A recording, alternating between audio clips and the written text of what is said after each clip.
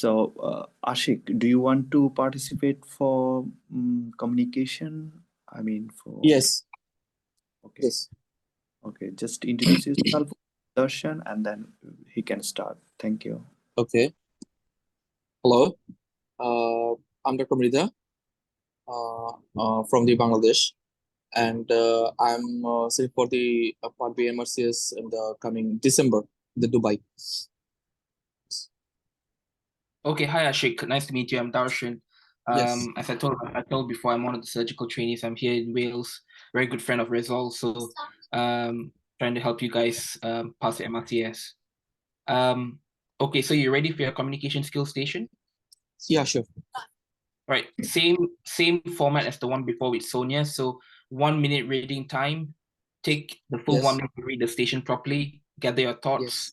and then we'll start the station.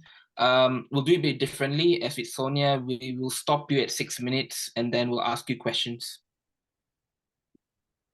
Will that be okay? Yeah, sure.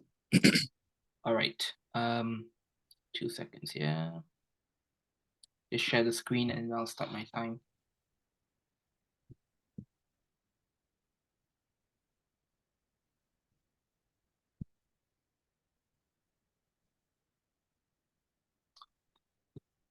Just share the screen.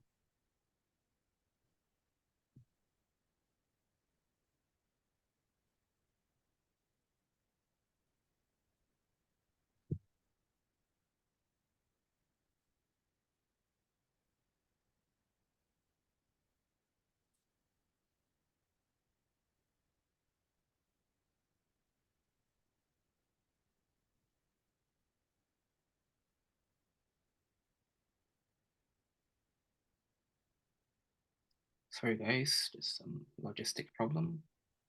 All right, can you see the screen now? Yeah, I can see. Right, so 1 minute up. I'll let you know when you 1 minute's up. Okay.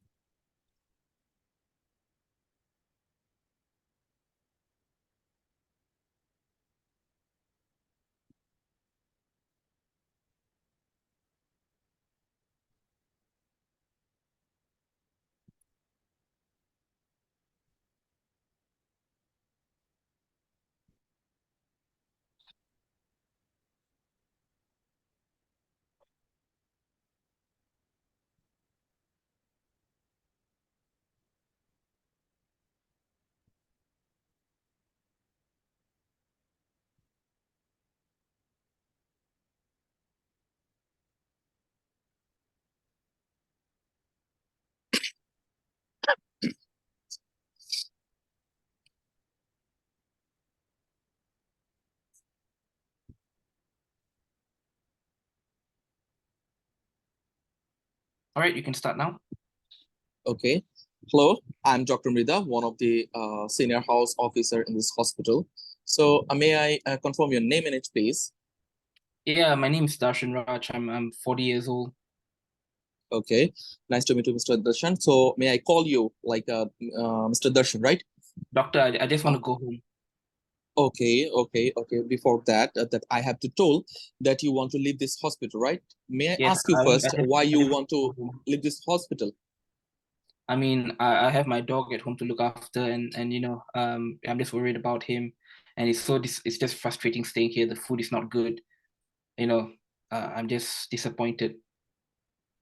Okay, Mr. Darshan, I know that I have to consider yourself right now and understand your condition, but staying in the hospital is really very much frustrating and disappointing. I know that, but you have to I know. understand. I think the nurses have spoken to me. They've tried speaking, and then like they told me that I can just sign a form, and then that's why you're here.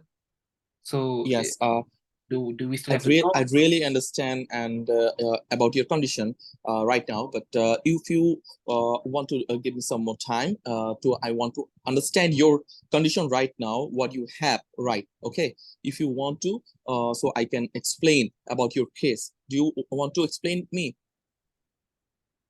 I about mean, your condition? I just want to go home, doctor. Like I know I have something, you know, something in my tummy and all that, but you know, I'm fine. I'm feeling fine. You know, I just want to go home. I don't feel sick. I don't feel ill. I don't know why I'm here. Yes, I know that you are right now fine and you are very much stable, as you say. But what you have, what we call that is splenic hematoma, which means there is collection of blood around your spleen, which is a organ where is situated over right here in the left upper left side of your tummy, and your it is occurs due to your fracture, rib fracture, right? Are you with me? Yes. Yeah, but I'm Okay, pretty so fine. So, you yeah, know, do yeah. I'm staying I- here for like I don't know. I've not been getting anything. Like I've just been getting. No one has told me what's gonna happen, and I don't think I'm. Someone told me I'm in surgery and all that, but nothing's happening. So I've been staying here for the past 2 days, and nothing's happening. So I feel Okay, fine. yes. I understand your condition, right? But as I'm here to consider you to explain about your condition. So as it is occurs, so about your condition right now, as you are stable, I think so. You are as you are as you are said, like you are stable, but your blood report show me that your blood count is dropping by also from 1 gram, and it will be possibly continue bleeding inside you, and it may be endanger your life. Okay, Are you that's getting me? fine. Yeah, okay, but I feel fine. I just want to go home and see my dog, and then my wife as well. She's not well. She has cancer and all that, so I have to go be with her. She has a doctor's appointment, so I feel fine. I don't know why I should stay in. I can just go now and come back later, like come back to the hospital Yes, Mr. later. Darshan. I'm really sorry about hearing about your wife condition right now, but I need you to reconsider about you have to look yourself first. If is there any wrong or bad happened with you, your wife condition may be the worst ever, as you are not good enough right now. And if you want, I can manage a social worker for to manage a site to help your wife as up to from your up to when you are working or well right now. I mean, I don't think a social worker will be enough because they don't know my wife. Like I know her really well. I look after her, so I feel fine. I don't know why you should arrange for someone, a stranger, to come and look after her. And I don't think she would like that. I feel fine. I Okay, just want to go home. The nurses told me they're gonna come and talk to me and get me to sign a form and that I can leave. So okay, okay. For that, I am here. So as you are have to decide to self discharge. So please, Mr. Darshan, would you please repeat what I have been told about your condition, so I am better able to understand that you are understand me right or wrong. Would you please repeat for me? okay, so you tell me that I have some injury in my tummy and then something to do with an organ which is bleeding. But Yes. and you did some blood tests which showed a drop or one or something, and then you think that I might still be bleeding, and that's why you want to keep me Okay. in. Is that right? Yes. Okay. Yes, you're absolutely right. So, as Mr. Dustin, you are as medically advised to keep you in the hospital, and I medically cannot be discharged from myself. So, you have to sign a legal document where it's stating exact about your case, and all the subsequent consequences will be explained, and you have to take all the responsibilities about any adverse outcome. Is that okay to you? You are want to going to sign it? Yeah, I'm more than happy to sign the form. Like, yeah, just give me the form. Yes. Okay, here is your form, but I have to explain some more thing. Like if you feel your condition unwell or deteriorating yourself, like you have to feeling drowsy, or is there is a non-bearable, untractable pain, you have to come first in the accident and emergency department in our hospital, and you have to describe about myself to contact with me or any senior house officer in this insurance. Is that okay to you? So, Mr. Darshan, as you have been decided to self-discharge and you are going to sign the legal documents, appropriate documents over here. So, I am here to sum up what we have been through so long. So, you have the splenic hematoma, which we'll discuss before, and your condition is blood count is dropping by one, which will be possible bleeding and endangers yourself also. And we are also discuss the subsequent consequences about you if you not stay in the hospitals and you also take. Ashik, Okay. Ashik, sorry, I'll stop you there. Okay, so all right. Sorry for that. You did really well. So tell me, how do you feel?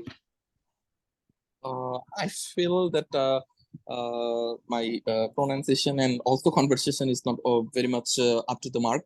I think so. I mean, I understood you, but yeah, you did well. But I mean, pronunciation and enunciation, I think it's something you have to work on your own. But I could understand you. But yeah, just try to be succinct. Try to be vocalize your thoughts well. Okay. Don't be nervous. I could see that you were quite nervous. I mean, I'm sorry for coming across as an asshole.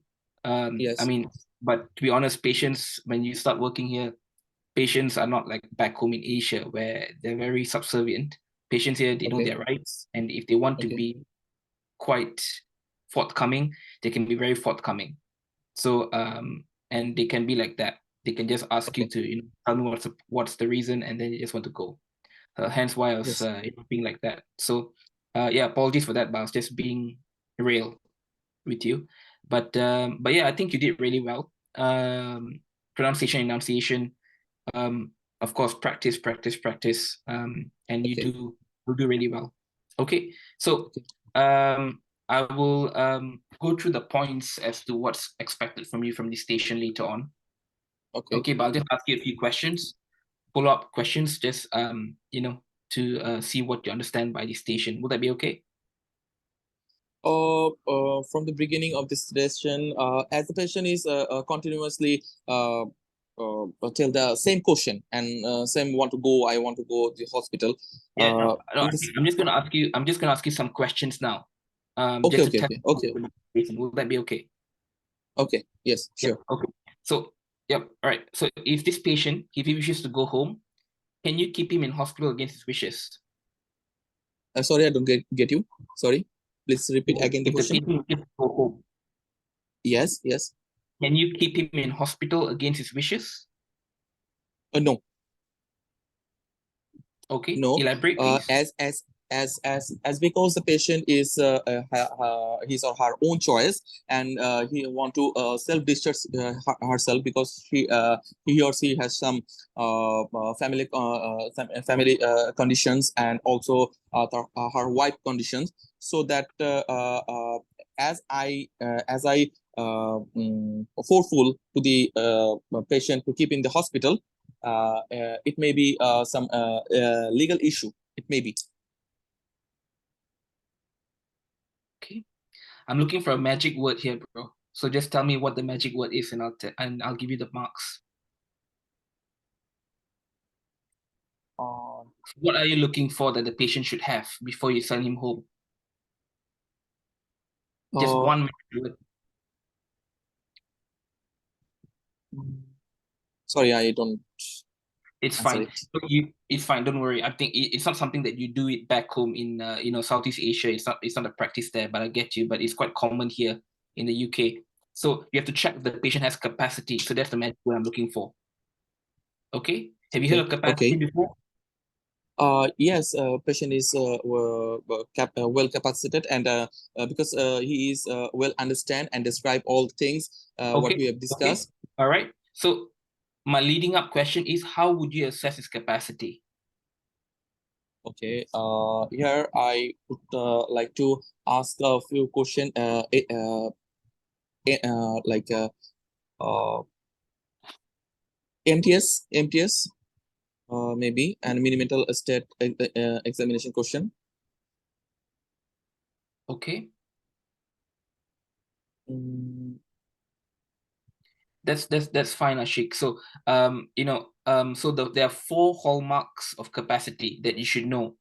When the examiner asks you about capacity, these are the 4. So how do you demonstrate capacity? How do you test whether the patient has capacity? These 4 things. So number 1, understand information about what has been given. Okay. Number 2, retain the information long enough to make a decision. So understand the information that the doctor has given, retain the information, and then that means you have to ask the patient to repeat what has been said. Okay.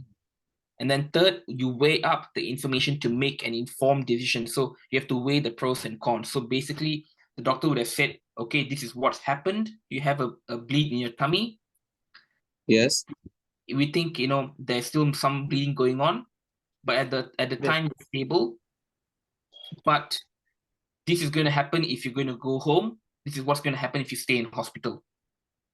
Okay. So you give the choice to them. And then the fourth one is you communicate the decision back to you. So meaning after you've given the information, you ask the patient to repeat back and communicate what the patient decided to do. Okay.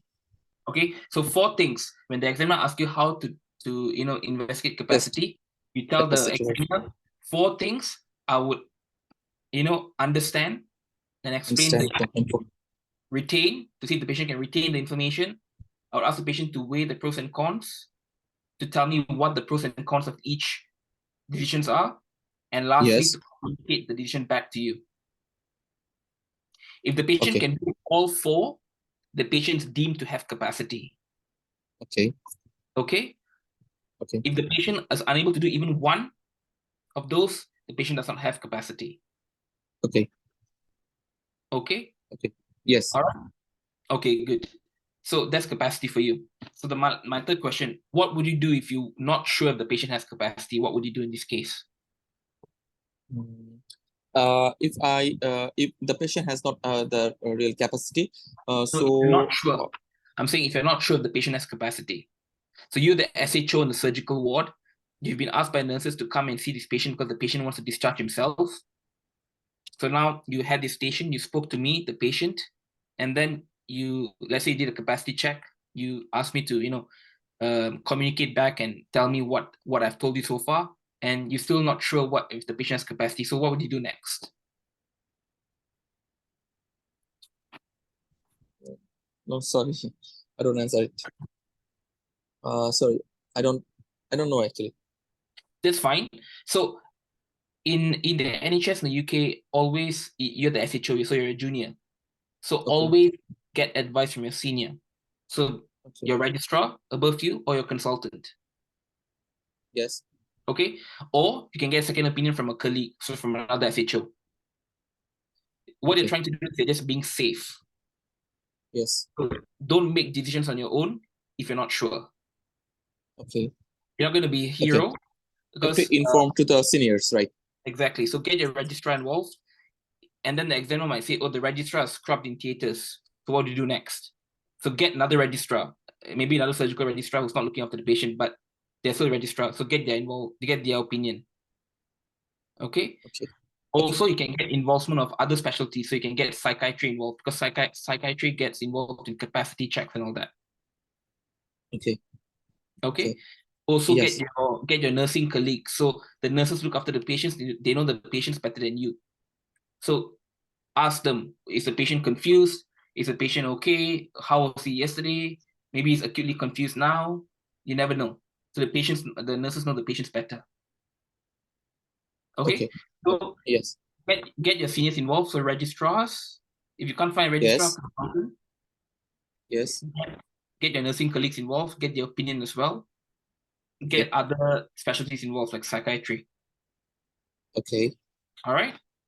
Okay. Yes. So good. So last question, what is a self-discharge form?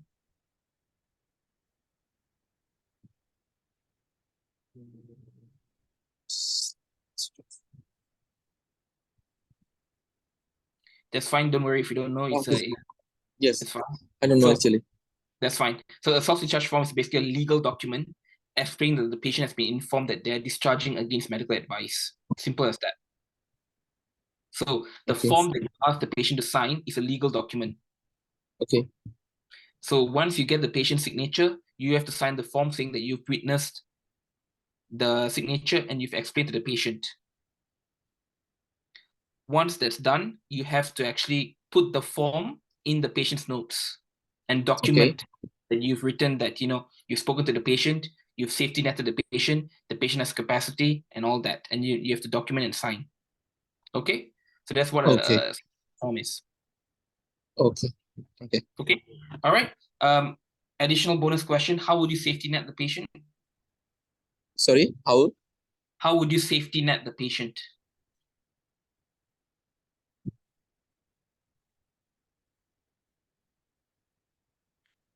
Don't worry, Ashik. So safety netting is basically what you did to me. You actually told me. So basically what you told the patient at the end, you said, if you do feel unwell, if you do feel that you're having worsening abdominal pain or tummy pain, come back to us immediately. So when you tell the patient, look, okay, you're discharging yourself, but the door's always open. If you feel unwell, if you have worsening tummy pain, come back to us immediately. So basically you're telling him the door's not shut. You're telling him that, look, there you go. It's also open. Yes. Come back to A&E immediately or come back to the ward. We'll see you immediately. So that's called safety netting. Okay, so even though he wants to discharge himself against medical advice, you're still giving him the option of coming back in case he deteriorates. That's what safety netting is. Okay. So in this case, like, when I asked you, like, in the history, like, oh, a doctor, like, why can't I just go back home now and come back later? I'm feeling well now. In that case, you could have safety netted for him to come say, like, okay, if you want to go home now, fine, sign this form. We'll see you in the clinic. We'll give you a clinic appointment, say, in 2 days' time. So come back to the clinic in the morning and we'll see you then to see how you are. So you can do that as a safety netting. Okay. All right. Yes, so I think that's the end of the station. Apologies for all the questions and being like an asshole to you in the history taking, but to be honest, that's how patients are. In the actual exam, they'll have actors, really good actors, who are going to be like that. Okay. All right. So you did really well, Ashik. It's just read up on capacity. Yes. That's what is very important here in the UK. Capacity. Read up about how to escalate. If you're not unsure, escalate above. So it's not like back home where you're the doctor, you take the decisions. No, if you're unsure, you escalate to your seniors, your registrar, your nursing colleague, your consultants, get them involved. Because if something happens to the patient and you didn't escalate, it's you on the line and it's your GMC license on the line. Okay. So read up on capacity, and also, like, during the history taking, even though the patients they're being an ass to you, you still have to be empathetic. You don't get emotional. Okay, don't let them affect you, because you're still a doctor in the end. You have to be empathetic. Tell them, like, you explored as to why I wanted to go home, and I told you my wife had cancer. I have a dog and all that. You have to be empathetic. Tell them, like, okay. I mean, I could see that you were trying to arrange for social workers and all that. So you were trying to give me options. So try to be like that. Maintain that skill. Yes. Okay, and be slow. Yes. Don't be fast. I mean, of course, when you're in your exam, you're nervous. You tend to speak quite quickly. Happens all the time. Happened to me. But you have to be just calm. Speak to the patient slowly, so that they can understand you. Okay, is it necessary to complete all the points and to complete up within the 9 minutes, right? Yeah, so that, we'll stop you within 7 minutes, 7.5, to just ask you, questions like what I did ask you, like, what do you mean by capacity? How would you assess capacity and all that? Okay. So again, that means there must be stop after the time, right? Then they have to answer question, the cross question. Yeah. After So 6 minutes. Yeah, so they usually stop at 7 minutes. They'll give you 2 minutes to ask you questions. And then by the time 9 minutes is up, the buzzer rings and you move to the next station. Yeah, sure. Yes, next station for the after 9 minutes. Yeah. Okay. So just keep practicing. Like I told Sonia earlier on, get a mate who's doing the exam in October or December. Practice together, record yourself, and you'll be fine. I mean, are you in Bangladesh? Yes, I mean, I would advise, I mean, if you can come, I mean, if there are courses being arranged in Bangladesh, or if there are courses to be done in, you know, in Dubai or UK or wherever you're taking the exams, go for it. Rather than, you know, I don't mind spending on courses now rather than spending on another attempt in the exams, to be honest. So the key thing is practice with your friends, record yourself, improve. That's how you, because you might have all the knowledge here, but you might not know how to vocalize it. Yes. Okay, so that's a skill. That's a skill. You'll find that people here, locals in the UK, they know how to speak, but they don't have the knowledge. So yeah. Oh, okay. I got it. Right. Okay, so I think on that point, on the knowledge bit, you have the advantage. So just practice verbalizing, vocalizing, and you'll be grand. You'll be fine. Okay, thank you. Thank you. All right, no worries. Thank you for your. All right. Thank you so much. Thank you so much for your participation. Thank you, Darshan, for your nice explanation. All right, thanks, Rizal. All right. Cheers, have a good weekend, guys. Okay, we are going to close this session. Hopefully, we'll meet next week. Thank you.